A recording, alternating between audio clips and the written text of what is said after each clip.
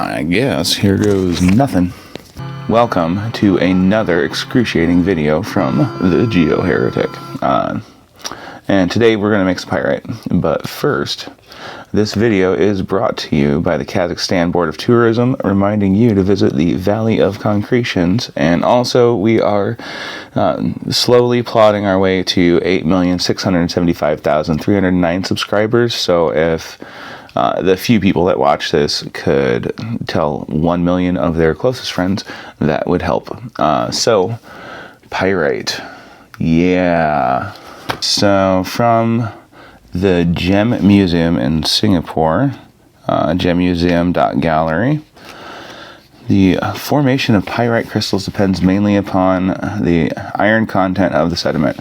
The process of pyrite formation in sediments results from the action of bacteria, which reduce sulfate ions, which are dissolved in the pore water, to sulfide. If there is iron present, iron sulfide crystals will begin to grow. What else about pyrite? It is not just found in sediment. It is found... Pyrite is ubiquitous across various geologic systems in Earth's crust, spanning from sedimentary systems and hydrothermal, metamorphic, and magmatic systems. So this widespread occurrence all happens because bacteria have reduced sulfur, and there's all this iron available to just concentrate and crystallize into pyrite. And what's even crazier is after you get a bunch of pyrite, you can get the iron, because these are prophecy stones, you can get iron to replace the pyrite. So it was originally iron, and then it turned into pyrite, and then it turned back into iron.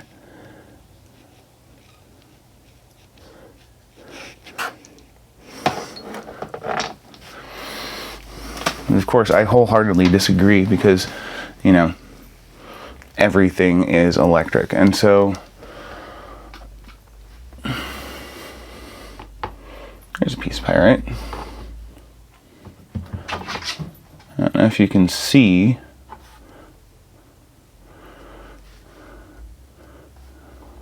the crossing pattern in the nodule. X.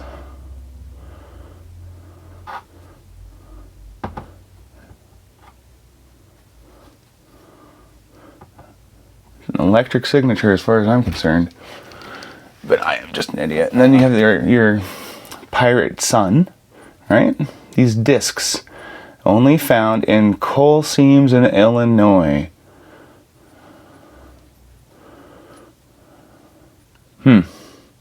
Because there's a bunch of bacteria left over in the coal, right? And all that iron that's in the coal is all able to reduce down.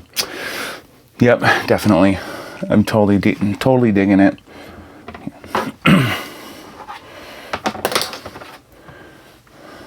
Here, a little pyrite emplacement on a chunk of limestone.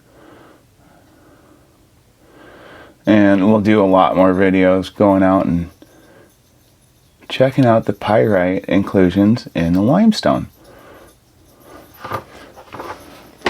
Because it totally makes sense that, bacteria is pooping out pyrite crystals.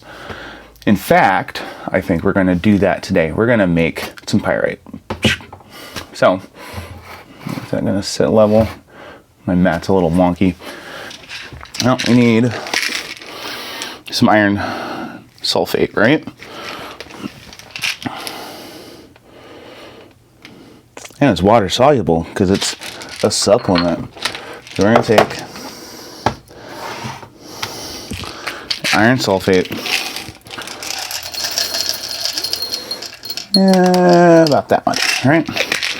Let's crush this up.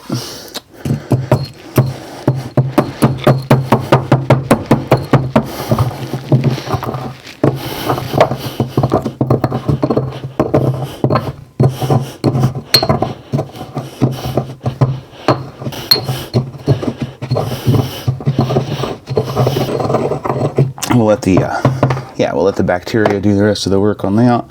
So dump that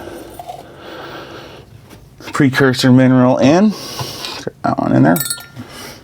All right, now we need some sulfur reducing microorganisms. So I got some microbes right here, the compost tea. I'm gonna toss some of that in. And some extra iron for good look.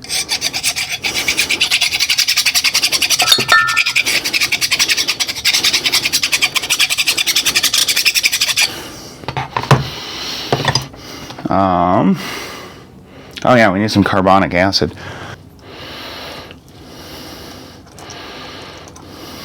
Yummy.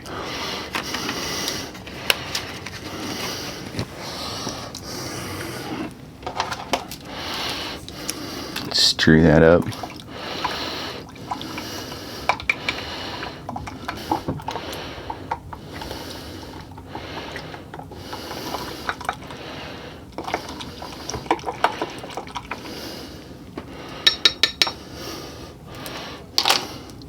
And we might need a little energy to help facilitate the reaction.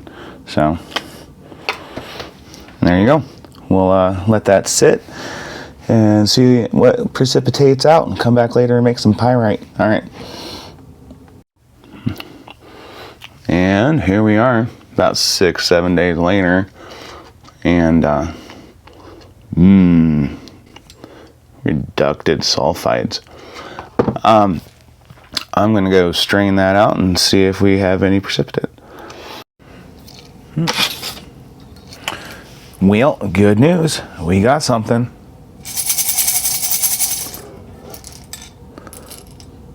Look at that. So, let's crystallize this. See what we really got.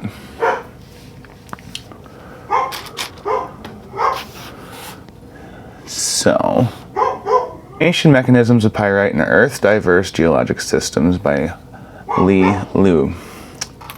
Pyrite is ubiquitous across various geological systems in Earth's crust, spanning from sedimentary systems to hydrothermal.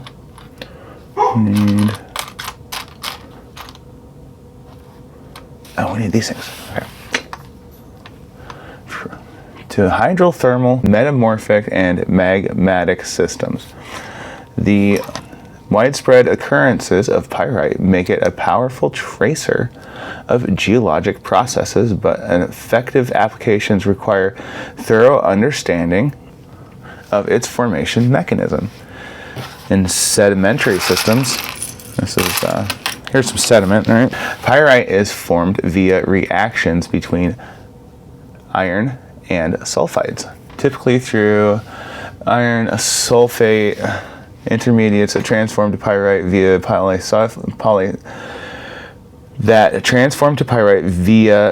polysulfide or FeS, elemental sulfur, total sulfide, and H+. While the kinetics of the H2S pathway remain controversial, pyritization of metazoan and try this again.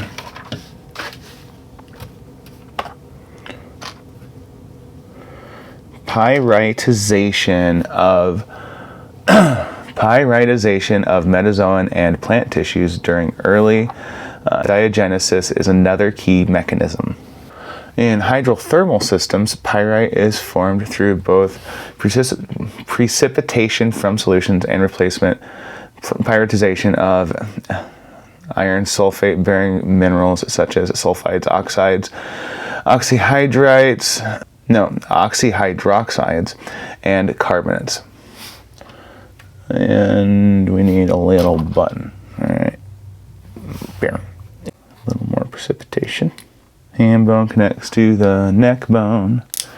Replacement is via a coupled dissolution reprecipitation process with the rate limiting step, dissolution or precipitation, and the overall rate of pyrite formation controlled by the precursor mineralogy, temperature, solution pH, and total fluid concentration.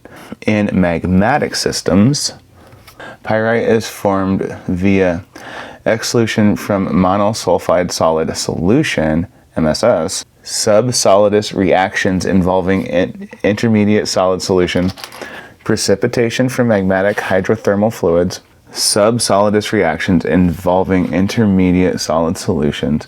Precipitation from magmatic hydrothermal fluids. Replacements of pyrite and or pentlandite and vapor deposition at volcanic fumaroles.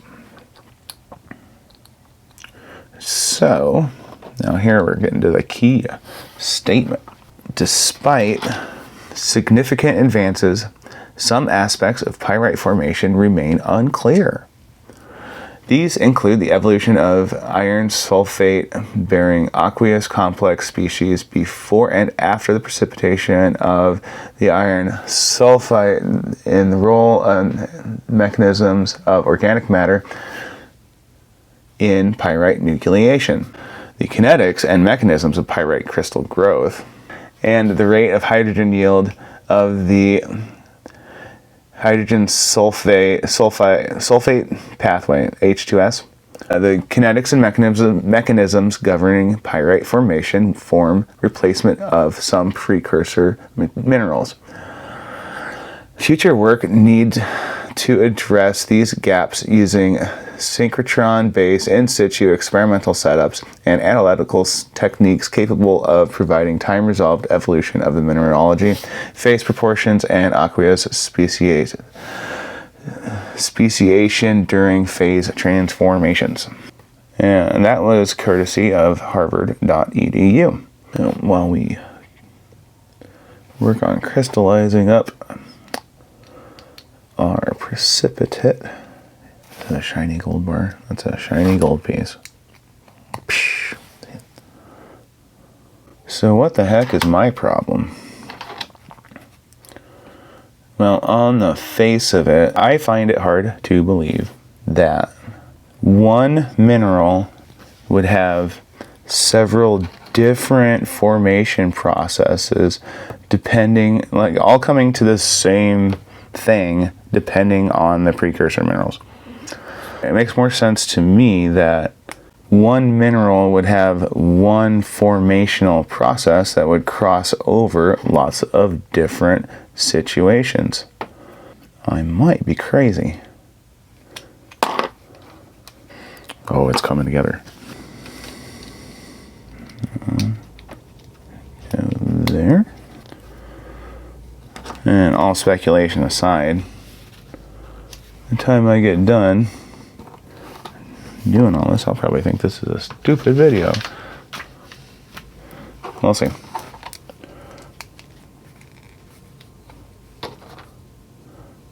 And that.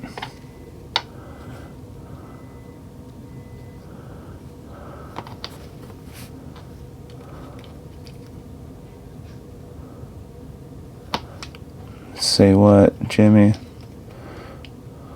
Oh, look at that. Oh, you can give it a little twisty there. Oh, that's cute. I might be in the wrong position. Sir? No? There? Bad boy right there. I feel like I'm missing a button.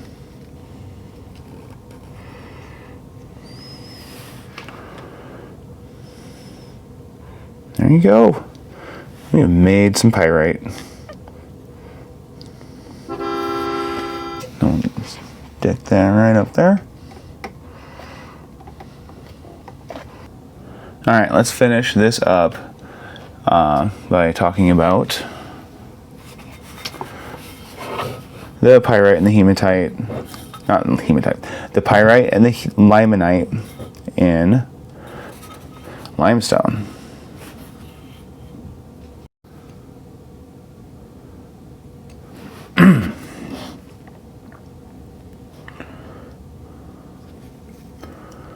See that spot right there? That's a limonite inclusion with essentially radiating structure that has pyrite flakes all in it. I don't know if you can see them. That's probably about the best I can get that. And so I don't know if the limestone is going to become a cornerstone of my argument, but I see way too many times all over the place circular emplacements with this outside heat structure radiating outwards like a bolt of plasma.